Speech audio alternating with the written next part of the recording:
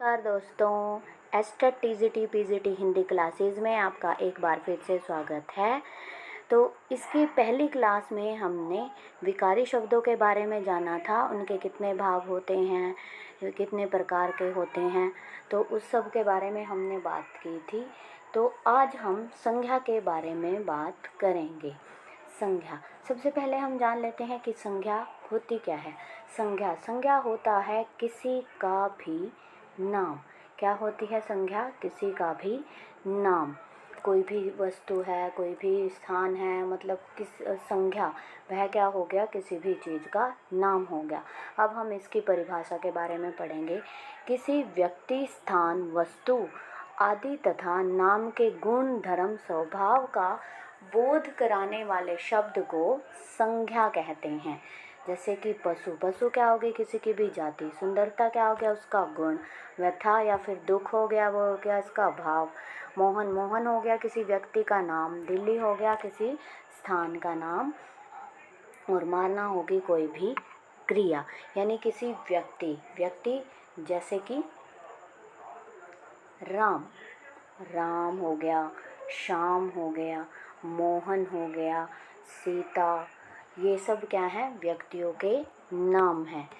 किसी स्थान का नाम, जैसे कि दिल्ली हो गया, दिल्ली,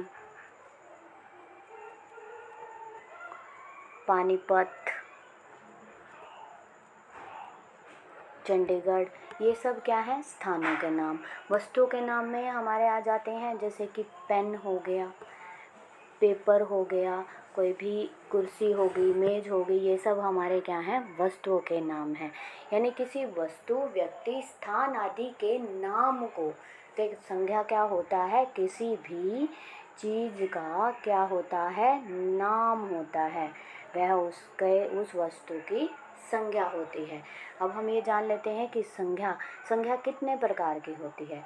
वैसे तो मूल रूप से संज्ञा 3 प्रकार की होती है। कितने प्रकार की होती है? 3 प्रकार की होती है। कौन कौन सी? नंबर 1 व्यक्तिवाचक संज्ञा, नंबर 2 जातिवाचक संज्ञा, नंबर 3 भाववाचक संज्ञा।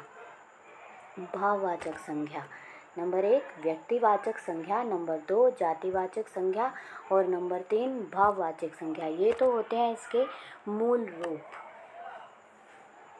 पर ये जो 2 संज्ञा है, जिनको हम आजकल 5 प्रकार की संज्ञा के रूप में जानते हैं, वे कौन कौन सी होती है? जातिवाचक संज्ञा के ही 2 प्रकार और होते हैं।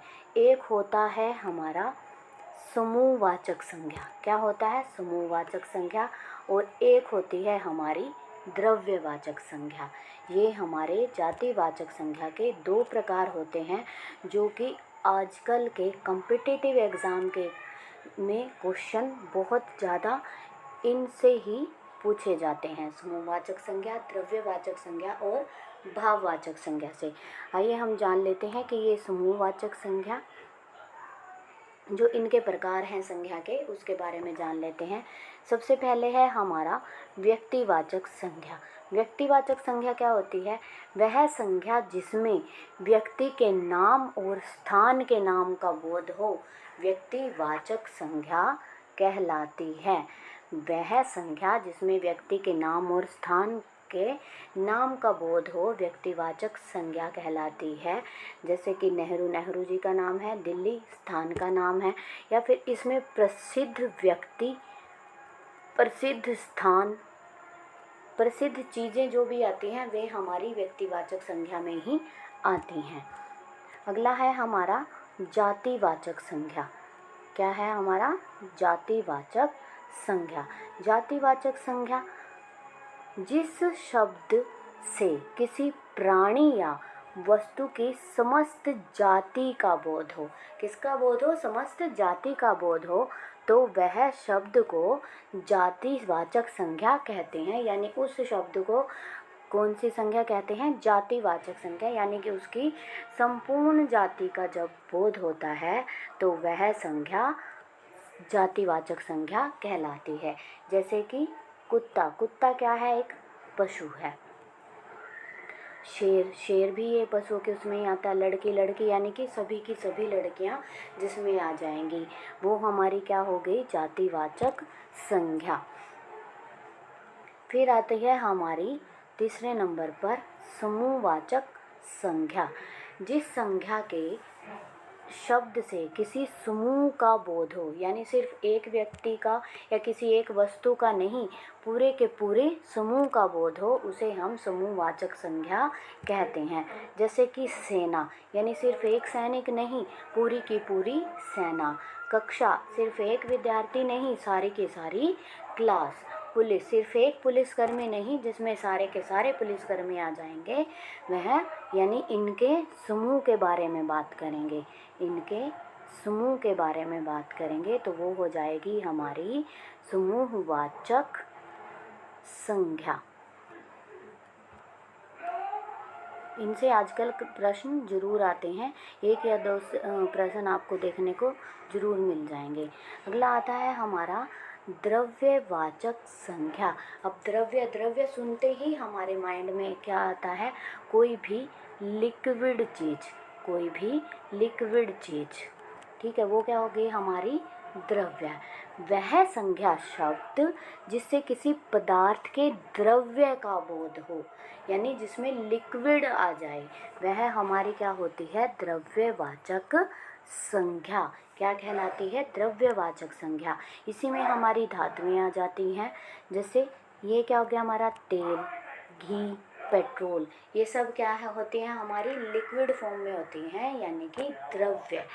तो द्रव्यवाचक संज्ञा क्या हो जाती है, जिससे पदार्थ के द्रव्य का बोध हो, वह हमारी द्रव्यवाचक संज्ञा कहलाती है। अगला आ गया हमारा भाववाचक संज्ञा। भाववाचक संज्ञा, भाववाचक संज्ञा क्या होती है, जिस संज्ञा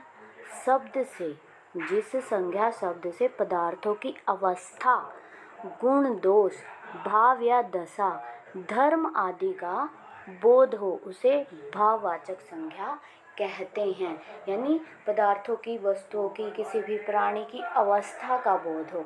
जैसे बूढ़ा, बूढ़े से क्या हो जाएगा, बुढ़ापा। मीठा, कोई भी मीठा है उससे क्या भाववाचक बनेगा हमारा, मिठास।